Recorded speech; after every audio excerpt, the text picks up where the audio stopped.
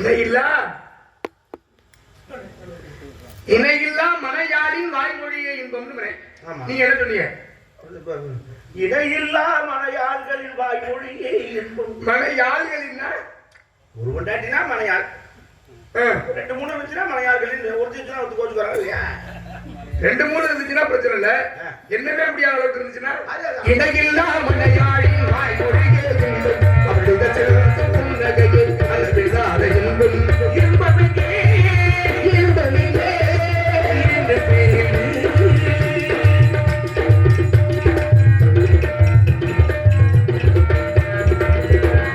பாடிமலை கோடி வனம் பாடல பின்பங்கள் பாடிலே ஒரு குறைக்கு தருவதல்ல இன்பம் பாடிமலை கோடி செல்வ வாழ வேண்டும் பாடிலே ஒரு குறைக்கு தருவதல்ல இன்பம் மழை மொழி வாயமுதம் வழங்கு பிள்ளை செல்வம் மழை மொழி வாயமுதம் வழங்கு பிள்ளை செல்வம் பாடிலே உதைப்பதிலே காண்பதுதான் இன்பம் இன்பமே இன்பமே என்று அது எங்கிருந்த போதும் அதை நாடி போடு இன்பமெங்கே இன்பமெங்கே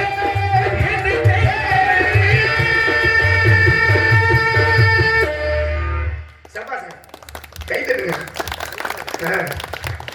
ஏன்னா பூவோடு சேர்ந்த நானும் மனம் பெறுவது போல தங்களோடு சேர்ந்து நானும் மறந்தது பிள்ளை அப்படி சொல்லணும். இப்படிதான் சொல்லணும். 10 நேரத்துக்கு முன்னாடி சொன்னேன், தங்களோடு சேர்ந்து நானும் புகழடைந்தேன் மனம் பெற்றுக் கொண்டேன் அப்படின்னு சொல்வது நியாயமாக இருக்கும். ஏனென்றால் உண்மையாகவே என்னப்பா சொல்லிட்டு இருந்தேன், வந்ததுக்கு அப்புறம் சொன்னா ஏதோ நேரம் பார்த்து சொல்றதுக்காக இல்லை, மனதார் நாங்கெல்லாம் காசிக்கு போயிருந்தோம் நாடகத்துக்கு. சரிண்ணே, அதான் அப்பாவுக்கு தான் தெரியும். அங்க ஒரு நாடகத்தை 6 மணி நேரத்தில் நடத்தணும். ஒரு நாடகம் கிடையும், அதாவது சங்கீத கோவலன்னு ஒரு நாடகம். ஒரு பழைய ஆட்களுக்கு தெரியும், எனக்குமே நாடகத்துக்கு பேர் தெரியும், ஆனா அந்த நாடகம் எப்படி இருக்கு என்ன ஏதுன்னு எதுவும் தெரியாது. அதான் தெரியாது. ஆனா அந்த நாடகத்துல யார் யாரு என்னென்ன செய்யணும், இரவு முழுதும் நடக்கக்கூடிய அந்த நாடகத்தை ஒரு 1/2 மணி நேரத்துக்குள்ள எப்படி நடத்தணும், யார் யார் என்னென்ன வேஷம் போடணும், யார் யாருக்கு என்னென்ன வசனம், எல்லாத்தையும் ஒருத்தர் தான் சொல்லிக் கொடுத்தாரு. அது அனுபவமா ஹாப்பி ஹரிகரன் அவர்கள் தான். நான் அவரை நேரம் வச்சுக்கிட்டு போயிடுறேன் அப்படின்னு நினைக்காதீங்க. உண்மையாகவே அவரு கூட சேர்ந்து நடிக்கிறத நான் ரொம்ப பெரிய புண்ணியமா நினைக்கிறேன் உண்மையா. ஏன்னா அப்பேற்பட்ட ஒரு ஆகச்சிறந்த கலைஞன். ஆமா, இந்த காலகட்டத்தில் இறைவன் இவர் கூட சேர்ந்து நடிப்பதற்கு ஒரு நல்ல ஒரு வாய்ப்பை எனக்கு கொடுத்திருக்கிறாருங்கிறது நான் எந்த ஜென்மத்தில் செய்த புண்ணியமோ உண்மையாவே. மாப்பிள்ளைக்கு முகஸ்துதி இருக்காது உண்மையிலேயே. ஆனால் மாப்பிள்ளை நேராக சொல்லும்போது நான் கொஞ்சம் சங்கடப்படுவேன், கூச்சப்படுவேன். இருந்தாலும் அது உண்மையை மனசார மேடைகளில் சொல்கிறது. என் மாப்பிள்ளைகள் 2 பேர், என் மாப்பிள்ளை வெங்கடேஷ், இன்னொன்று ஜெயமாதவன், 2 பேருமே உண்மையை சொல்லுவாங்க. அதே போல் என் மாப்பிள்ளைகள் 2 பேருமே இன்னைக்கு வள்ளி திருமணம் மட்டும் இல்லாமல் எல்லா நாடகத்திலையும் எல்லா கதாபாத்திரத்தையும் செஞ்சுக்கிட்டு இருக்காங்க. இன்னும் அடுத்து ராமாயணத்தை அரங்கேற்றம் பண்ண போகிறோம். அதில் 2 பேருமே கட்டாயம் அடுத்த வருடம் ராமாயணம் அரங்கேற்றம் செய்து முடிச்சு விடும். கண்டிப்பா. ஆமா, உங்களை மாதிரி பிள்ளைகளோட நடிக்கிறதுக்கு எனக்கு ஆண்டவன் நீண்ட ஆயுசை கொடுக்கணும். ஆமா, அதுதான் நான் சொல்றேன். இறைவனுடைய அருளால் தாங்கள் நீண்ட ஆயுளும் நிறைவான செல்வம் பெற்று பல்லாண்டு பல்லாண்டு வாழணுங்கிறது என்னுடைய எண்ணம். அதுதான் ஒண்ணுதான் சாமி குறை. எனக்கு அந்த ஆயுள் மட்டும் கொஞ்சம் குறைவா இருக்கு. அது மட்டும் கொஞ்சம் சூடாயினாலும் திக்கா இருக்குங்களா? ஆயுள் ஆயுள் இல்லைன்னா ஒரு சாப்பிட ஒரு ஓரமா கிடக்கும்ல வேஸ்ட் ஆயுள். ஆயுளா? ஆயுள் இல்லைன்னா நமக்கு ஆயுள்ல வேலையே இல்லை. ஆயுள் இல்லைங்க, ஆயுள். அந்த ஆயுள் இருந்தா தான் ஆயுள் வேலை செய்யும். ஐயே, அது கொஞ்சம் நீங்க உங்களை மாதிரி பிள்ளைய எனக்கு ஆசீர்வாதம் பண்ணி எப்படி தன் இளமையை மற்றவங்களுக்கு அப்பா போட்டு கொடுத்தா அதெல்லாம் கரெக்டுமா உங்களுக்கு கொடுத்தாலும் வேணாம் சொல்ல மாட்டேங்க. அப்படியால்தான் சிரிச்சுக்கங்க. சரி, அதெல்லாம் இருக்கட்டும். சரி, யார் நீங்க மட்டும் சொல்லிவிட்டு கடைசியில யார் நீங்க கடைக்கு அப்பாற்பட்டது. போ, கதைக்குள்ள வந்துட்டான். இப்போ உள்ள இறங்கிட்டோம். யார் நீங்கள் என்று நான் கேட்க வேண்டும். தாங்கள் தான் சொல்லி சொல்லணும். ஏன்? அதான் முறை. அப்படி இல்லை. ஏன்? பெரியவர் கேட்க வேண்டும், சிறியவர் பதில் வைக்க வேண்டும். அது உண்மைதான். உண்மைதான். ஆனா இடத்துக்கு சொந்தக்காரன் நான். எங்க இடத்துக்கு நீங்க வந்திருக்கீங்க. இடத்துக்கு சொந்தக்காரன். ஆமா. இந்த இடத்துக்கு பேர் என்ன தெரியுமோ? நல்லா தெரியும். என்ன? வேள்விமலை சார். வேள்விமலை சார் என்றால் என்ன பொருள்? வேள்வி என்றால் தங்களை போன்ற முனிவர்கள் இங்க வந்து யாகம் செய்த காரணத்தினால் யாகத்துக்கு மறுபெயர் வேள்வி, அதனால் வேள்வி செய்தவரை வேள்வி மலை. சொல்லுங்க. யாகம் என்று வேள்வி என்றால் யாகம், யாகம் செய்யக்கூடியவர்கள் முனிவர்கள், முனிவர்கள் யாகம் செய்யக்கூடிய இடத்திற்கு ஒரு முனிவன் நான் வந்திருக்கேன். உங்களுக்கு இங்க என்ன என்ன வேலை? அப்படி இல்லங்க, முயற்சி பண்ற மாதிரி ஆட்கள் இங்க வருவாங்க, யாகம் பண்ணுவாங்க, போயிடுவாங்க. சரி, ஆனா அங்க இங்க நிரந்தரமா இருக்கிறவங்க. ஆனா நீங்க காட்டுக்குள்ள இருக்கிற இடத்த யாரும் கேட்க ஆள் இல்லைங்கிற பட்சத்துல அப்படியே அதை வச்சுக்கீங்க. வேற என்ன? காலகாலமா இங்க குடியிருக்கோம். காலகாலமா குடியிருந்தா இடம் உங்களுக்கு என்பதற்கு ஆதாரம் இருக்க வேண்டும். அட்டாச்சி வச்சிருக்கீங்களா? எதுக்கு எங்க அண்ணன் என்ன ஜெர்க் அடிக்கவா? என்னங்க அப்புறம் அண்ணன் முன்னாடி அத்தாச்சி நான் வச்சோம். அண்ணன் முன்னாடி அத்தாச்சி இல்லைங்க, அத்தாச்சி ஆதாரம் அத்தாச்சி. ஓ, அது இருக்கு. இந்த இடம் உனக்கு தான் சொன்னதுக்கு என்ன அத்தாச்சி கேட்கறோம்ல? ஆமா. என்னது இருக்கு? பட்டா இருக்கு. இங்க வச்சிருக்கீங்க? இருக்கு. வச்சிருக்கேன் பட்டா. அப்ப இடம் உங்கள்ட்ட தான்ங்கிறது ஊர்ஜிதமா தெரியும். செப்பு பட்டையா? செல்லுகின்ற இடமெல்லாம் நமக்கு சொந்தம் என்று எவராலும் சொல்லிவிட முடியாது. அது முடியாது. உண்மைதானே? யாதும் ஊரே யாவரும் கேளு அப்படின்னு சொன்னாங்க. யாரும் ஊரே யாவரும் கேளு. ஆமா. ஆனா இந்த இடம் எனக்கு தான் உரிமை கொண்டாட முடியுமா? அது முடியாது. இப்போதைக்கு நம்ம இருக்கோம். அவ்வளவுதான். கொஞ்ச நாள் கழிச்சு போயிட்டோம்னா அப்புறம் வாழ்ந்துகின்ற மூச்சு இருக்கு, சுடுமாரி போனா போச்சு. இருக்கின்ற காலம் வரை மனிதனுக்கு எதியா சொன்னா இந்த உலகத்துல சொந்தம் ஏதாவது உண்டா? எதுவும் கிடையாது. ஆனால் கற்ற எழுதி அது நம்மளோட தான். வெள்ளத்தால் அடியாது, வெந்தரால் ஏகாது, வேந்தராலும் கொள்ளத்தால் முடியாது, கையவரவராலும் காவர முடியாது. முடியாது. கொடுக்க கொடுக்க குறைகின்ற நிலை வந்து கல்வி சொல்ல ஒன்று மட்டும்தான். அது மட்டும்தான் நமக்குள்ள இருக்கான். அந்த புகழ் இருக்கு. இருந்தாலும் மறைந்தாலும் பேர் சொல்ல வேண்டும். இவர் போல யார் என்று ஊர் சொல்ல வேண்டும் அப்படின்னு பிற்காலத்திலே ஒரு புகழ் ஏணிகள் அவர்களை வைத்திருக்கிறார்கள். அப்படின்னா அதுக்கு காரணம் நாம் கற்ற கல்வியும் செய்த செயல்களுமாகத்தான் இருக்க வேண்டும். என்ன செஞ்சான்னு பார்க்கலாம். நீ பாருங்க, விருத்தவன் முன்பாகக்கூடிய கம்பன் அப்படின்னு சொல்றோம். யார? கம்பர். ஏன் கம்ப ராமாயணம் 10,000 வருடங்களை முத்தாக எழுதி கொடுத்தாராம் கம்ப ராமாயணத்துல. பாருங்க, கம்பன் விட்டு கட்டுத்துறையும் கட்டுதா அப்படின்னு விருத்தவன் முன்பாக ஒரு கம்பன், கல்வியில் சிறந்தவன் கம்பன், இப்படி பல பல பெயர் பெற்றவன் கம்பன். அப்படியே ஏற்பட்ட கம்பர் எழுதியதான் ராமாயணம் தெரியுங்களா? கண்டிப்பா நல்லா தெரியும். சொன்னமே ராமாயணத்தை கூட அரங்கேற்றம் பண்ணிடுவோம். ஆமா ஆமா. வடமொழியிலே வாழ்வி எழுதியதை தமிழாக்கம் செய்தார். கம்ப ராமாயணம் என்று பெயர் 2 பேரும் பண்ணாங்க. ஆமா. இதுல மொத்தம் காண்டங்கள் எத்தனை தெரியுமா? அது இருக்கு. இப்ப கைவசம் 3. என்ன பாதி அப்ப வாங்கலையா? இல்ல, நான் புதுப்பட்டில வாங்கினேன். 40 ரூபா கொடுத்தேன் மெடிக்கல்ல. 3 தான் கொடுத்தேன். என்னன்னு தெரியல, விலை கூடவா இல்ல என்னன்னு தெரியல. மொத்தமா வாங்க போனோம்னா 4,450 ரூபாயா? ஹோல்சேல் வாங்கிருக்கீங்க. எப்படி ஒரு வருஷத்துக்கு வாங்கி வச்சுக்கிறதா? என்ன சொல்றீங்க? அவ்வளவு விலையில காண்பு இல்லையே சாமி. ஸ்ட்ராபெரி பிளேவர் உள்ளதே அவ்வளவு விலை கிடையாது. அதுல பிளேவர் அதெல்லாம் தெரியாது உங்களுக்கு. இந்த வயசுல இது கூட தெரியாது. என்ன சொல்றீங்க நீங்க? ஸ்ட்ராபெரி பிளேவர் நல்லா ஸ்மெல்லு நல்லா இருக்கும். அது கொஞ்சம் உள்ள புள்ளி பிள்ளையா இருக்கும். அது ஒரு சில பிளைனா இருக்கும். யோ, என்னையா சொல்றீங்க நீரு? நான் காண்ப எந்த காலத்துல சொல்றீங்க?